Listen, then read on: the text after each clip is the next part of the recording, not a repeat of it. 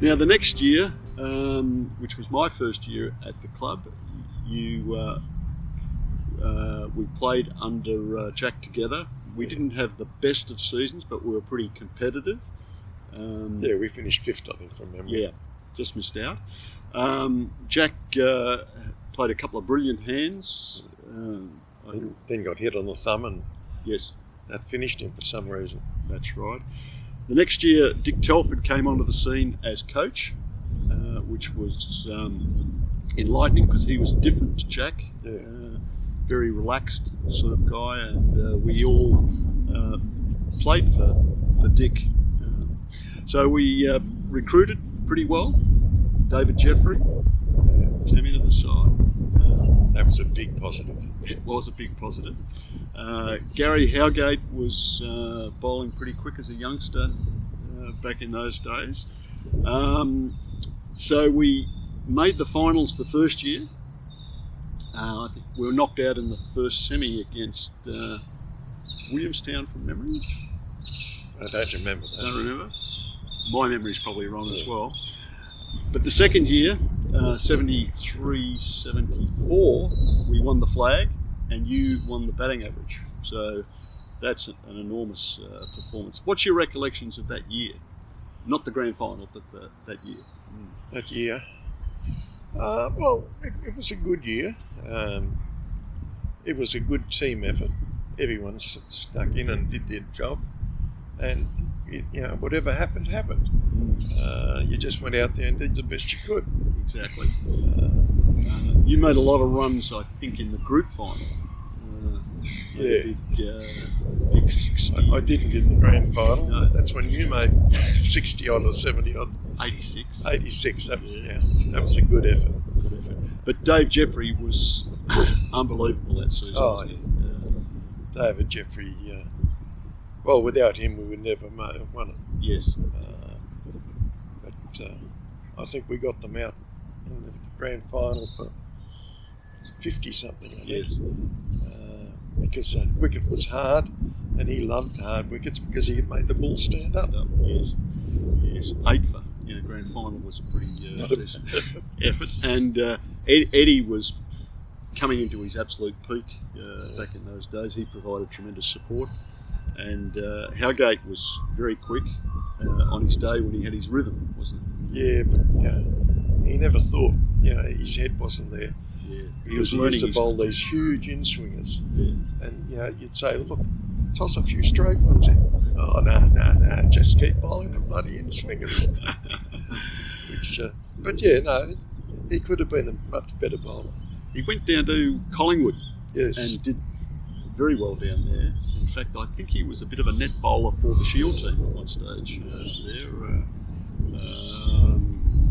so he had a lot of talent, and when he got it together, he was pretty quick.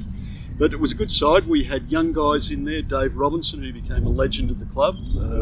Dave played for 20 odd years, became president of the club early this century for quite some time. But he was a good bat. Peter Johnston was only a very young guy. Yes, I was around when he came in. Yeah. And a couple of veterans. Neville Eyre, who did his job, played a valuable hand in the grand final. Yes. And Ian Baggett, who bowled a spin. Right. But anyway, it was a good side. 74-75, we got on a roll. We're almost unbeatable, and absolutely believed that we're unbeatable until the grand final, where we played against Ormond down at Elstonwick on an absolute shocker of a wicket. Then we collapsed. Yes, we collapsed. That's right. They made 140, 150. Yeah, something like that. And Dave Jeffrey did his back in that early in that innings, so we were one bowler down and the best bowler in the competition down. So we did well to go for 140, but the wicket was shooting along the ground. All sorts of things happened. Yeah. So we were knocked over for less than 100. Yes, I think so. Yeah. The year after we won the Premiership, you've had another sensational season and won the batting average again. So you've won it 3 in about 6 years. Something like that, yeah.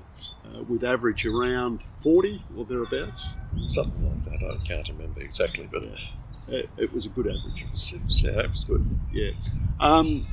You fielded in the slips predominantly. Yeah. Very reliable. Didn't drop many. Didn't drop many. You had good hands, didn't you? Yeah. And dare I say, bowled a few? Very few. What did you bowl? Leggies. Leggies. Did they turn? Yes, they turned a bit. Did they? Mainly top spin. Right. But, you put your wrist in a bit, you got the leggy. Yeah. But, that was fun. I don't remember too many turning, but you're probably bowling toppies all the time. Yeah, no. What was your best bowling performance, can you recall? Here? Nothing. Nothing? I got a wicket against Yarraville, as I said before. But no, I didn't get a bowl here. Yeah. I got plenty of wickets in Trelleborn. Right. Well, last year there, I think I got 49 wickets and got 500 runs. So fair performance. Yeah. Now you played on for another year or two, I think to about 77, where you got lured to play elsewhere. You played locally in the JICA?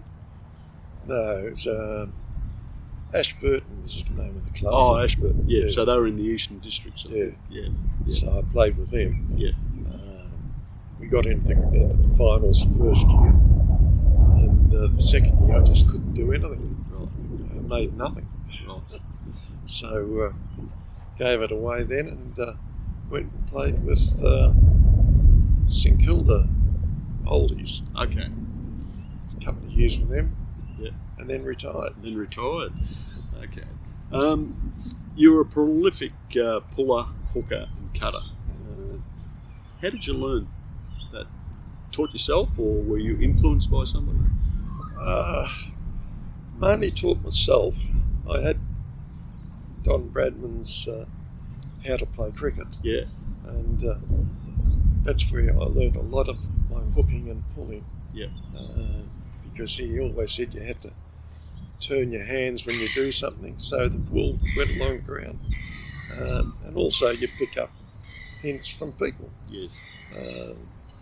I remember as a kid, I asked a guy how to leg lands properly.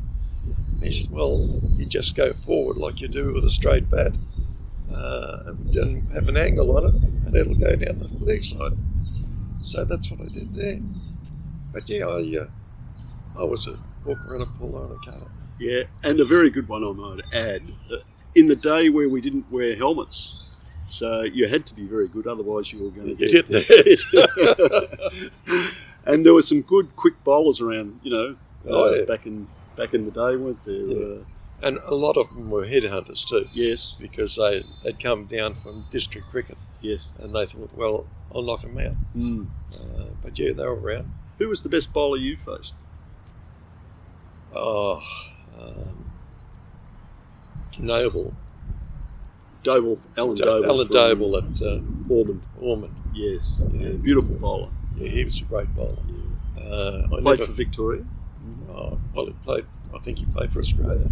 No, I don't think he got there, but he played for Victoria. Yeah. But I never faced Jeffrey, of course. No. But he's bad enough in the nets.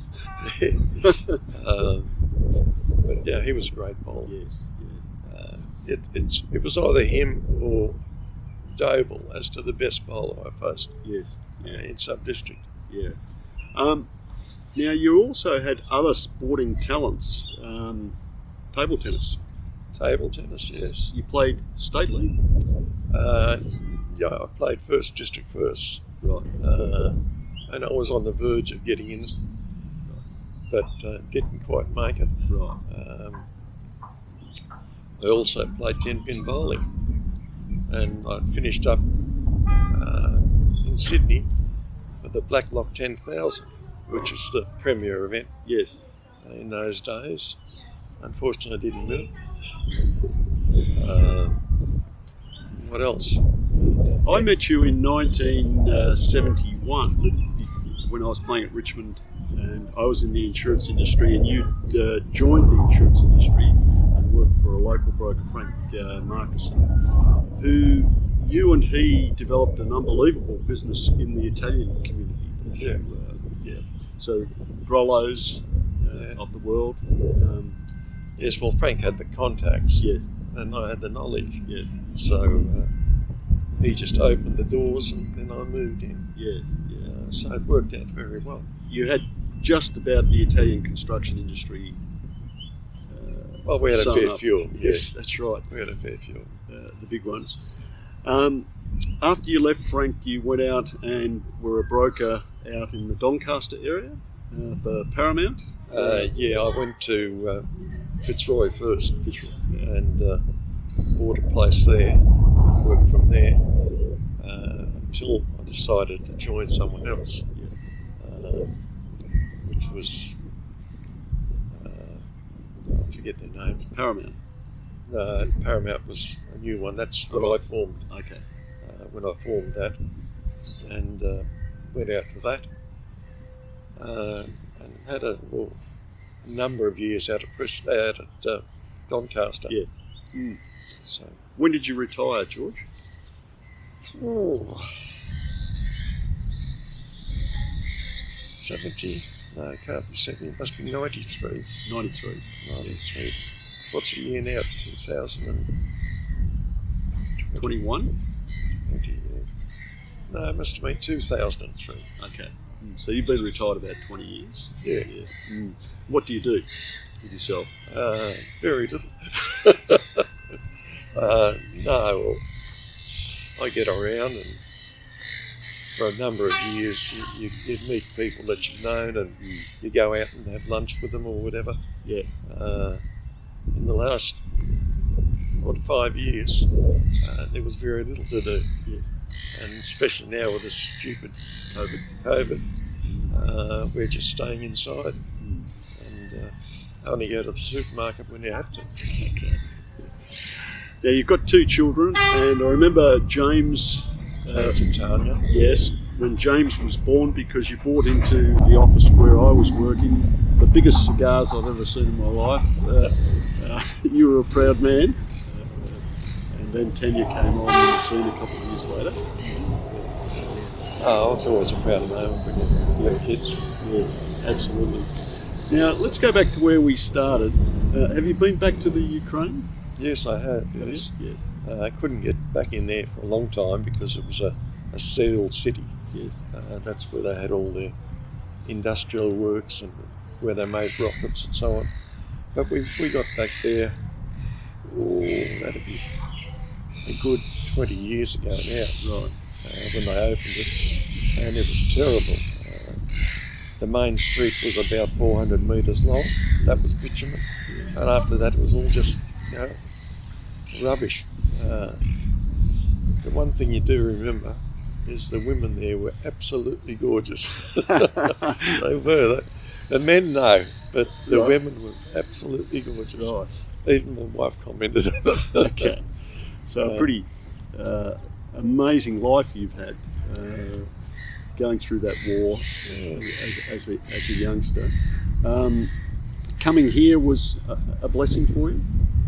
Well, I didn't know where I was coming, so you just took it as it came, and we came here, and it developed from there. Yes. Because in those days, you didn't get much to eat, so I blossomed here, and finally came out to what I was. Anything to do with balls, sport I was good at. Very good. George, you joined Preston, which has had a fantastic culture of embracing people from wherever they've come. We've had the Italians and Greeks and people from Asia and the subcontinent, Sri Lanka. We've had some amazing players who've come from different parts of the world. But I think you're the only one from Ukraine or the Soviet Union. So. I think so. Well, in those days I certainly was. These days there's probably others. That's right. But in those days I think I was the only one. Well, on that note, it's wonderful to see you and looking healthy. Well, it's my 80th birthday next Monday, so Happy birthday for next thank you week. very much. Make sure it's a good one. Yeah, well, I'm going to be 50 again. Watch yourself. Good on you, George. Thank you very much. Thank Lee. you. Thank you.